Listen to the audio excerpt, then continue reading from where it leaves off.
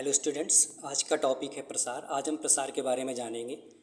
प्रसार क्या होता है, इसको अंग्रेजी में क्या कहते हैं, रेंज कहते हैं। तो चलिए अपना टॉपिक स्टार्ट करते हैं।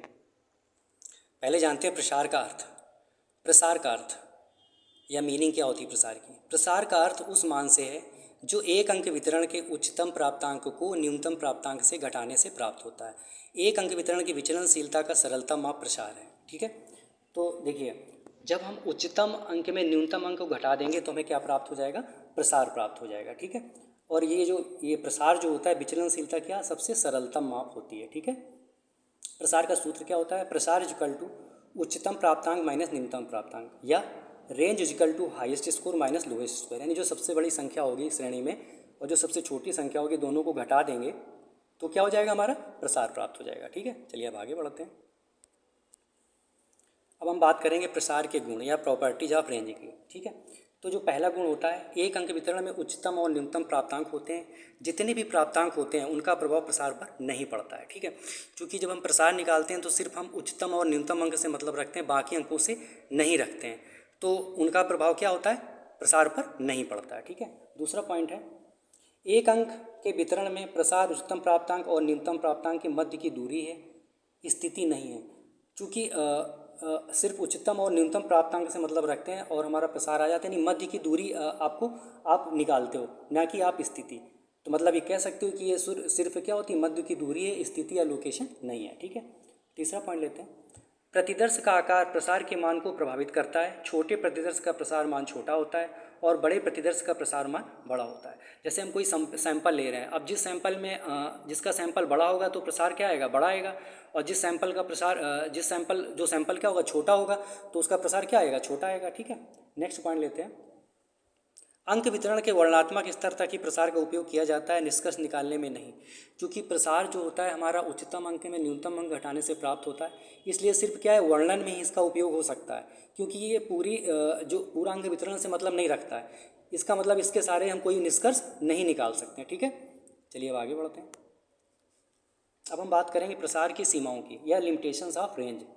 लिमिटेशंस ऑफ रेंज, ठीक है, तो पहला क्या होता है, जब प्राप्तांकों की संख्या कम हो तब प्रसार की गणना नहीं करनी चाहिए। जब प्राप्तांक बहुत कम हो, 1, 2 या 3 हो, तब हम प्रसार की गणना नहीं करनी चाहिए। ठीक है, दूसरा पॉइंट है, जब दो प्रतिदर्श के n का मान भिन्न भिन्न हो तब प्रसार की गणना नहीं करना चाहिए। दो सैंपल हैं, उनमें उनकी संख्या क्या अलग अलग है, तो हम प्रसार की गणना नहीं करेंगे। तीसरा पॉइंट है, जब वितरण के बीच बीच में खाली स्थान हो तब प्रसार की गणना नहीं करना चाहिए। कोई वितरण दिया हुआ उसमें बीच में क्या खाली खाली स्थान दिया हुआ कभी कभी, तो हमें प्रसार की गणना नहीं करनी चाहिए। क्यों? क्योंकि जो खाली स्थान है उस जगह पे हाईएस्ट स्कोर था या न्यूनतम अंक था या हाईएस्ट अंक था, ये नहीं हम बता सकते ना, इसलिए उस समय उसका उपयोग नहीं करनी चाहिए।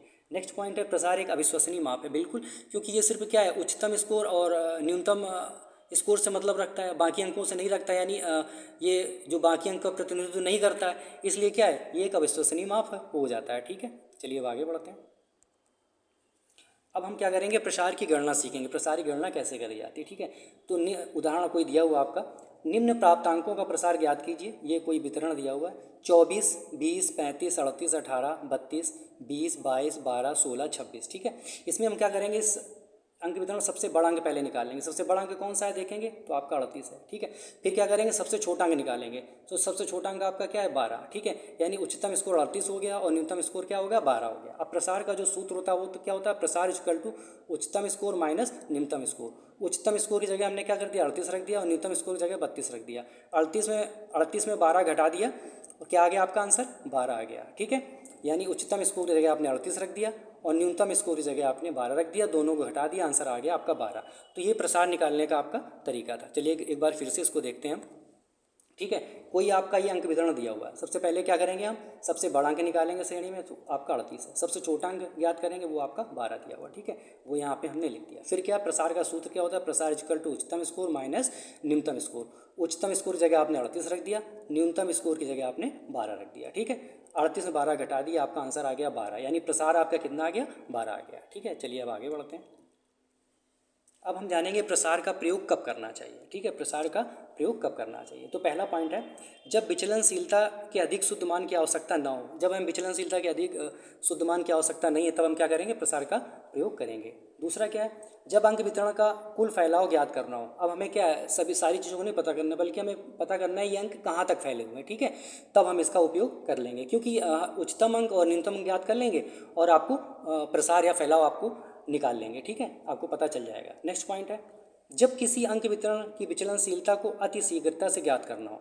अब कोई अंक वितरण है और हम विचलनशीलता क्या करनी है, बहुत जल्दी ज्ञात करनी है, तो सबसे आसान है कि उच्चतम अंक में न्यूनतम घटा देंगे और हम प्रसार निकाल लेंगे, तब इसका हम उपयोग कर लेंगे। ठीक है, नेक्स्ट पॉइंट है, जब अंक वितरण के स्ट्रीम स्कोर को महत्व देना हो। मतलब जो सबसे बड़ा अंक है उसको महत्व देना है तो हम प्रसार का प्रयोग करेंगे, क्योंकि प्रसार निकाला ही जाता है उच्चतम अंक में न्यूनतम अंक घटाकर। ठीक है, एंड लास्ट पॉइंट है ये आपका, जब अंक वितरण के प्राप्तांक बहुत बिखरे हुए हों तथा अन्य विचलनशीलता के मापों का उपयोग न किया जा सके। प्रसार क्या, कोई अंक वितरण दिया हुआ है उसमें क्या अंक बहुत ज़्यादा फैले हुए हैं। ठीक है, तो उस स्थिति में हम किसी और चीज़ का प्रयोग नहीं कर पाएंगे, तब हम क्या करेंगे, प्रसार का प्रयोग करेंगे। क्यों, हम सबसे बड़ा अंक ज्ञात कर लेंगे और फिर उससे सबसे छोटा अंक ज्ञात कर लेंगे, दोनों को घटा देंगे और आसानी से हम प्रसार निकाल लेंगे। ठीक है, तो ये था टॉपिक आपका प्रसार, जो कि विचलनशीलता का एक अंग है।